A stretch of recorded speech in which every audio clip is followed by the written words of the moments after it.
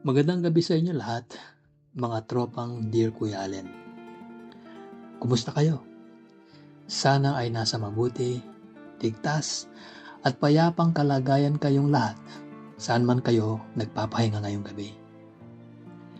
Sa isang relasyon, gaano nga ba katibay ang tiwala ninyo sa isa't isa? At ano ang mangyayari kapag ang mga taong malalapit sa inyo, ang sarili ninyong mga kaibigan na itinuturing ninyong kapatid, ay maging dahilan ng paglitaw ng mga lihim na damdamin, pagnanasa, at hindi inaasahang tensyon? Ang kwentong ibabahagi ko ngayong gabi ay ipinadala sa atin ng letter sender mula sa Rizal na itatago natin sa pangalang Alex. 25 taong gulang. Isang kwento ng pag-ibig, tiwala, at ang isang gabi na naglagay sa matinding pagsubok sa relasyon nila ng kanyang kasintahang si Marcos.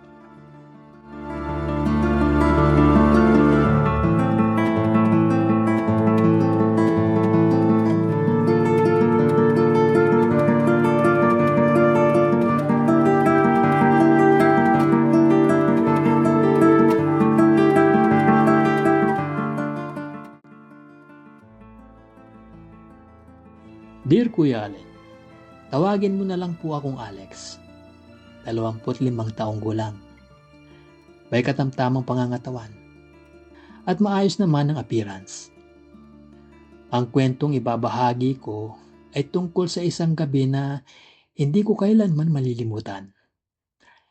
Isang gabi na tuluyang nagpabago sa pagtingin ko sa aming samahan ng aking mga kaibigan.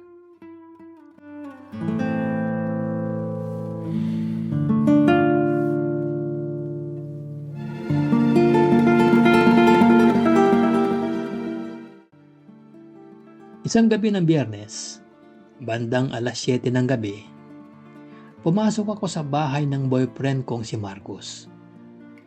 Si Marcos ay 26 na taong gulang, matipuno, at napakabait na partner. Solong-solo namin ang bahay nila nung gabing yun dahil nagbakasyon sa probinsya ang buong pamilya niya. Dahil bakante ang lugar, tahimik ang buong kalye sa Rizal, naisipan naming mag-imbita ng ilang malalapit naming kaibigan para sa isang simpleng bonding at inuman. Dumating sina Ethan, Ryan, at si Tyler. Mga tropa na matagal na naming nakakasama mula pa noong kolehiyo. Alam ng lahat sa grupo ang relasyon namin ni Marcos. At kailanman ay walang naging usapin o pambabastos sa amin. Nagsimula ang gabi sa simpleng kwentuhan. Si Marcos ang naghanda ng inumin at mga pulutan habang nagpapatugtog kami ng mga paborito naming kanta sa sala. Tahimik ang gabi. May malamig na simoy ng hangin na pumapasok mula sa bintana at tila perpekto ang lahat para sa isang masayang reunion. Habang lumalalim ang gabi at unti-unting umaakyat ang espiritu ng alak, napansin ko na nag-iiba na ang atmosphere sa loob ng bahay. Ang mga simpleng tawanan ay dahan-dahang napalitan ng mga malalalim na usapin.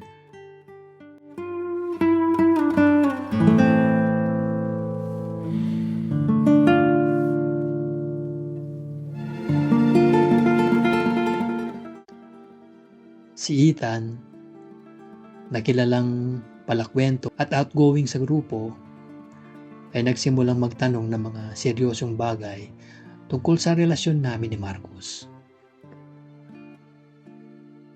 Bro, ang tanong ni Ethan habang nakatitig sa aming dalawa ni Marcos at hawak ang kanyang baso ng alak. Paano ninyo naipaglalaban yung relasyon nyo sa kabila ng lahat ng husga ng ibang tao sa paligid natin? Ang tanong nito. Ngumiti si Marcos, tumingin sa akin, at tinakbayan ako ng mahigpit. Basta may tiwala at respeto sa isa't isa, yun lang ang kailangan para magtagal ang dalawang tao, Ethan. Pero habang sinasabi yun ni Marcos, nararamdaman ko ang kakaibang titig ng iba naming mga kasama. May mga titig mula kay Ryan at Tyler na hindi ko maipaliwanag. Mga titig na may halong paghangas, pagnanasa, at tila may itinatagong damdamin na ngayon ko lang napansin sa loob ng ilang taon naming pagkakaibigan. Bandang 10:00 ng gabi, medyo lasing na ang karamihan. Dahil sa pagod at lakas ng inumin, ang iba naming mga kasama ay dinala muna namin sa guest room para makapagpahinga at makatulog.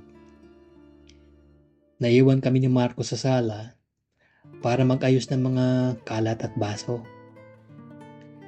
Pero dahil sa matinding epekto ng inumin, napaupo si Marco sa couch. Halatang basag na rin at kailangan ng magpahinga. Lumapit ako sa kanya. Lumuhod sa kanyang harapan at hinawakan ng kanyang kamay. Babe, pahinga ka na muna sa kwarto. Ako na ang mag-aayos ng mga kalat dito sa labas. Ang mahinang bulong ko sa kanya habang hinahaplos ang kanyang balikat. Tumingin sa akin si Marcos. May pungay ang mga mata dahil sa alak. At pabulong na nagsalita na, samahan mo na ako sa kwarto. Ang init ng pakiramdam ko tonight. Ayoko mag-isa doon. Ang sabi nito. Pinakay ko si Marcos pumasok sa aming kwarto. Sa gitna ng dilim at tahimik na paligid ng silid, ramdam na ramdam ko ang matinding lambing at intimacy sa pagitan namin dalawa. Isang gabi na dapat ay para lamang sa aming dalawa bilang magkasintahan.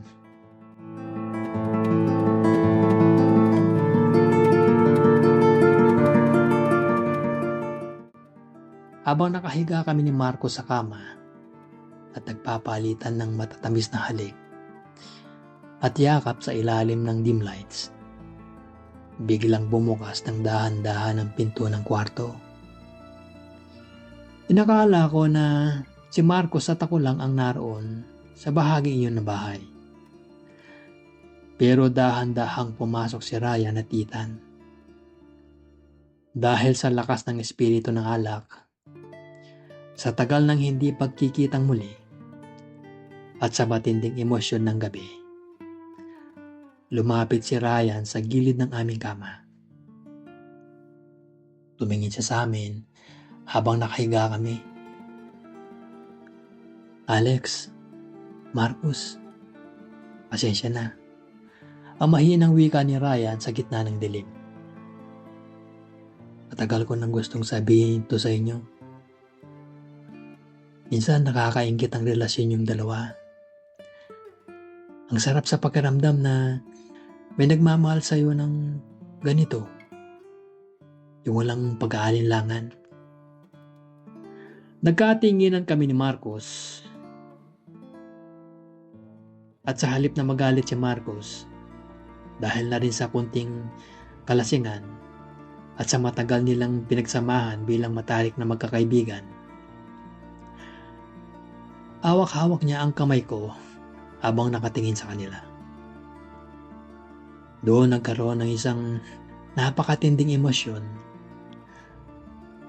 at intimate na sandali sa pagitan ng buong grupo.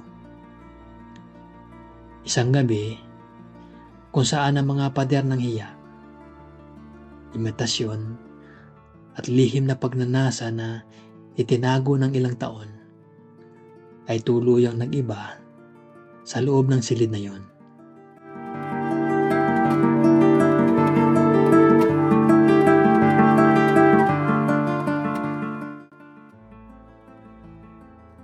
Sa loob ng kwartong yon, nagkaroon ng matinding kalapitang pisikal at emosyonal na hindi ko inakalang mangyayari sa aming samahan. Isang gabi na puno ng init, ng lambing, at hindi maipaliwanag na koneksyon sa pagitan naming lahat.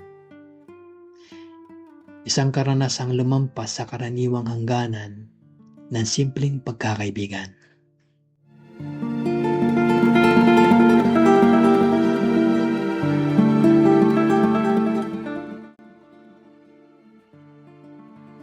Pagsikat ng araw nung kasunod na umaga, naramdaman ko ang lamig ng hangin mula sa bukas na bintana. Gising na silang lahat. Naroon kami sa kusina habang nagtitimpla ng mainit na kape. Tahimik ang paligid sa simula. May kaunting ilang, kaba at hiya sa mga mata ng bawat isa habang inaalala ang mga emosyon at nangyari nung nakaraang gabi. Si Ethan ang unang pumasag ng katahimikan habang nakatitig sa kanyang tasa ng kape. Bro, kung ano man ang nangyari kagabi, nagpapasalamat ako sa inyo dahil naging bukas kayo. Pero babalik tayo sa dati bilang magkakaibigan at respetuhan tayo. Tumingin si Marco sa akin, ngumiti at tinakbayan ako ng mahigpit sa harap ng buong tropa. Ngayon lang to nangyari.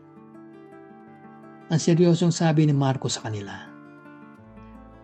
Nangyari ito dahil sa emosyon at alak. Pero si Alex ang mahal ko. At ang tiwala namin sa isa't isa ang pinakamahalaga sa akin, higit sa lahat. Nagsang-ayon ng lahat. Nagkamayan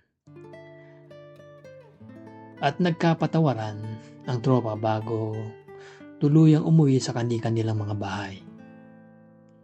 Naiwan kami ni Marco sa bahay. Sa kabila ng lahat ng nangyari nung gabing yun, naramdaman ko na mas lalong tumibay ang aming pag-uunawaan at ang tiwala sa isa't isa.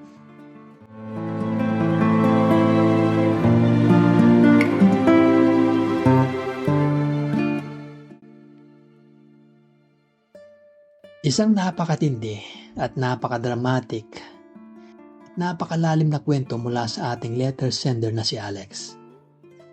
Mga tropa, sa anumang relasyon, maging ito man ay simpleng pagmamahalan ng magkasintahan o samahan sa loob ng barkada, napakahalaga ng malinaw na tiwala, respeto at boundary.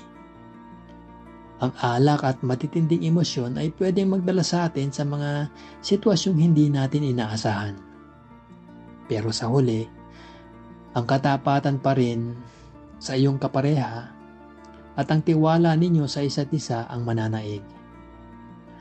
Kay Alex, maraming salamat sa pagbabahagi ng iyong kwento sa ating komunidad. Ano ang masasabi ninyo sa kwento ngayong gabi? Mga tropa, i-komento ang inyong mga saloobin at mensahe sa ibaba.